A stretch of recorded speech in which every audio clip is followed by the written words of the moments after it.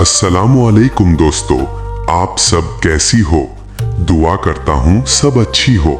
दोस्तों, QKILM कुरान कल्ब इल्म channel आज आपके लिए लाया है मुश्तिश्कों और आत्मा इस्लाम की रोशनी में चिंतन की दुनिया, अध्याय 3 पार्ट 3C, मानसिक बीमारी, जिन, शैतान और रुकिया, दिमाग की बीमारी और इस्लामी इलाज। दोस्तों, शुरू करने से पहले बोलना जरूरी है, अगर आपने पिछले हर एपिसोड नहीं देखा तो पहले देख लीजिए, नहीं तो मिस करोगे और आज का एपिसोड समझने में दिक्कत होगा और हमारा मेहनत बेकार हो जाएगा। तो चलिए शुरू करते हैं आज का एपिसोड, अध्याय 3 पार्ट 3C। अस्सलामुअलैकुम वरहमतुल्लाहि वबरकातुहू। पिछले 2 एपिसोड में हमने देखा लिम्बिक सिस्टम के जज्बात और फ्रंटल लोब का इखलास और फैसला लेना। आज का सबक बहुत नाजुक मगर जरूरी है, मानसिक बीमारियां। शीर्षक, मानसिक बीमारी, जिन, शैतान और रुकिया, दिमाग की बीमारी और इस्लामी इलाज। आंखें बंद करो, एक पल रुक जाओ और खुद से पूछो, क्या हर मानसिक तकलीफ सिर्फ दिमाग की केमिस्ट्री है, या कुछ दर्द ऐसे भी होते हैं जिनकी जड़ें नजर नहीं आती? आज की दुनिया कहती है डिप्रेशन, एंजाइटी, बाइपोलर, स्किज़ोफ्रेनिया, लेकिन इस्लाम एक सवाल पूछता है, क्या हर टूटन सिर्फ न्यूरॉन्स की वजह से है, या नफ्स, शैतान और जिन भी कभी कभी असर डालते हैं? ये वीडियो डराने के लिए नहीं है, ये अंधविश्वास फैलाने के लिए नहीं है, ये समझने के लिए है ताकि सच और भ्रम के बीच फर्क किया जा सके। बहुत से लोग आज दवाइयां बदल रहे हैं, डॉक्टर बदल रहे हैं, लेकिन सुकून नहीं मिल रहा। और कुछ लोग ऐसे भी हैं जिन्हें बिना जांच के कह दिया गया तुम पर जिन है। सवाल ये है, क्या हर मानसिक बीमारी जिन की वजह से होती है, और क्या हर अजीब हरकत शैतान का वसवसा है? इस्लाम यहाँ संतुलन सिखाता है।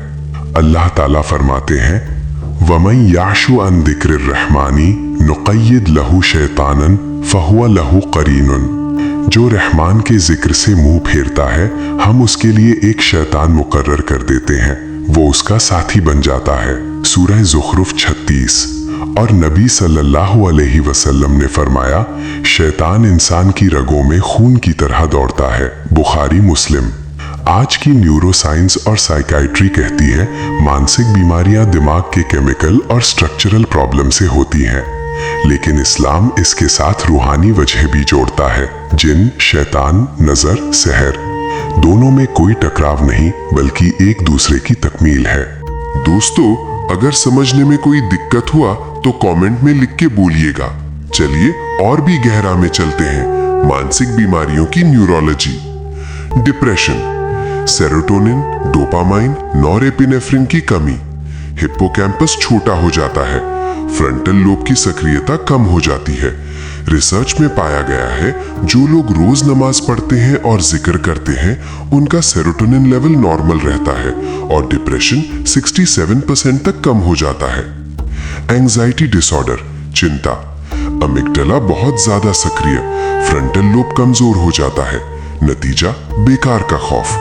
रुकिया और कुरान तिलावत सुनने से अमिगडाला की सक्रियता कम हो जाती है, ये रिसर्च में साबित है। 3. OCD, obsessive compulsive disorder, orbitofrontal cortex और स्ट्राइटम के लूप में प्रॉब्लम। इंसान बार बार एक ही ख्याल और एक ही अमल करता रहता है। बहुत लोग इसे शैतान का वसवसा समझते हैं। इस्लाम कहता है शैतान वसवसा देता है, लेकिन अगर दिमाग में केमिकल इम्बैलेंस हो तो वसवसा ज्यादा असर करता है। 4. स्किज़ोफ्रेनिया और हैलुसिनेशन, डोपामाइन की ज्यादा रिलीज, ऑडिटरी कॉर्टेक्स बहुत सक्रिय, मरीज कहते हैं आवाजें सुनाई देती हैं। इस्लाम में इसे जिन का असर कहा जाता है, लेकिन साइंस कहती है दिमाग का इम्बैलेंस। दोनों सही हो सकते हैं। जिन और शैतान का असर, वैज्ञानिक नजरिया। अल्लाह फरमाते हैं, कुछ इंसान जिन्नों से पनाह मांगते थे जिससे उनकी तबाही बढ़ जाती थी। सूरह जिन 6। रिसर्च में देखा गया है, जिन्हें जिन का असर कहा जाता है, उनके दिमाग में असामान्य EEG पैटर्न दिखता है। रुकिया करने के बाद वो पैटर्न नॉर्मल हो जाता है। कुछ स्टडीज में ये साबित हुआ है, यानी रूहानी इलाज दिमाग पर सीधा असर डालता है। रुकिया और दिमाग पर असर। नबी सल्लल्लाहु अलैहि वसल्लम ने फरमाया, रुकिया करो, इसमें शिफा है। रिसर्च में पाया गया है कुरान तिलावत सुनने से अमिगडला शांत होता है, पैरासिम्पैथेटिक नर्वस सिस्टम सक्रिय होता है, कॉर्टिसोल तनाव हार्मोन कम होता है, एंडोर्फिन बढ़ता है। एक स्टडी टॉम्स्की यूनिवर्सिटी 2019 में देखा गया, कुरान की आवाज दिमाग के ऑडिटरी सेंटर में ऐसी वाइब्रेशन पैदा करती है जो किसी दूसरी आवाज में नहीं होती। जिनका असर और इलाज। हदीस में है, जिन इंसान में दाखिल हो सकता है। आज कुछ रिसर्चर जैसे डॉक्टर आइमान रमदान कहते हैं, जिन्हें जिनका असर कहा जाता है, उनके दिमाग में असामान्य ईईजी पैटर्न दिखता है। रुकिया करने से वो पैटर्न नॉर्मल हो जाता है। इस्लाम कहता है रुकिया, दुआ, आजान, कुरान ये सब जिन पर असर करते हैं और दिमाग का बैलेंस वापस लाते हैं। मानसिक बीमारी का इलाज, इस्लाम और साइंस का इत्तेहाद। 1. डॉक्टरी इलाज लो, दवा, थेरेपी। 2. शरई रुकिया करो। 3. नमाज, जिक्र, कुरान तिलावत रोजाना करो और दिल से करें। 4. हलाल खाना, एक्सरसाइज, नींद का रूटीन। 5. दुआ और तौबा, दिल से करें ताकि गलती दोबारा ना हो। दोस्तों, फिर कहता हूँ, अगर समझने में कोई दिक्कत हुआ तो कमेंट में लिखकर बोलिएगा। चलिए गहराई में चलते हैं। मानसिक बीमारी और जिन का असर, फर्क समझना जरूरी।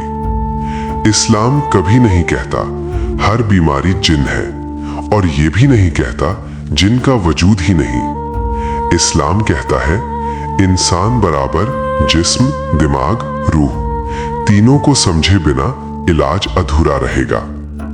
मानसिक बीमारी के आम लक्षण: लंबे समय तक उदासी, बेवजह डर और घबराहट, नींद की कमी, ध्यान भटकना, खुद को बेकार समझना। अक्सर ये ट्रॉमा, जेनेटिक्स, हार्मोनल असंतुलन या लंबे तनाव से आते हैं। यहाँ इलाज जरूरी है, दवा जरूरी है, थेरेपी जरूरी है। इस्लाम कहता है इलाज करो, ये अल्लाह का दिया हुआ जरिया है। लेकिन जिन के असर के कुछ अलग संकेत भी होते हैं, और ये बहुत कम मामलों में होते हैं। कुरान सुनते ही असामान्य प्रतिक्रिया, नमाज के वक्त तीव्र बेचैनी, अचानक व्यक्तित्व बदल जाना, असामान्य ताकत या आवाज, नींद में अजीब डर या मौजूदगी का एहसास। इसलिए इस्लाम चेतावनी देता है, हर चीज को जिन मत कहो। शैतान का वसवसा और मानसिक हमला।